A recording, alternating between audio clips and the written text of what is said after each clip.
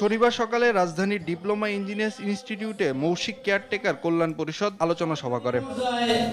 এ সময় একটি মহল ধর্মকে ব্যবহার করে রাজনৈতিক ফায়দা লুটার চেষ্টা করছে বলে মন্তব্য করেন বিএনপির মহাসচিব মির্জা ফখরুল ইসলাম আলমগীর। বলেন, মানুষকে বোকা বানিয়ে ভুল পথে পরিচালিত করছে, যা ইসলাম সমর্থন করে না। মানুষকে বোকা বানিয়ে ভুল পথে পরিচালিত করা আমার মনে হয় না আপনারা সবাই আলেমুলেমারা আছেন, এটা ইসলাম আমাদেরকে কোথাও বলেছে, এটা আমার জানা নাই।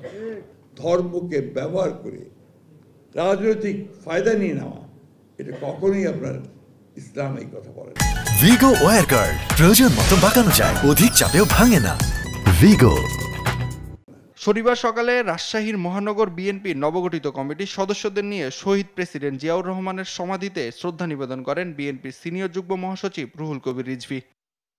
এ সময় রিজভী বলেন, সমাজে সন্ত্রাসীদের আধিপত্যের কারণেই যুবদল নেতা গোলাম কিবরিয়া হত্যাসহ নানা বিশৃঙ্খলা সৃষ্টি হচ্ছে। দেশের নিরাপত্তায় অন্তর্বর্তী সরকারকে আরো কঠোর হওয়ার আহ্বান জানান তিনি। অন্তর্বর্তীকালীন সরকার যারা রয়েছেন তারা তো নিরপেক্ষ সরকার, তারা নিরপেক্ষভাবে তারা অপরাধ দমন, সন্ত্রাস দমন এই কাজগুলো করবেন।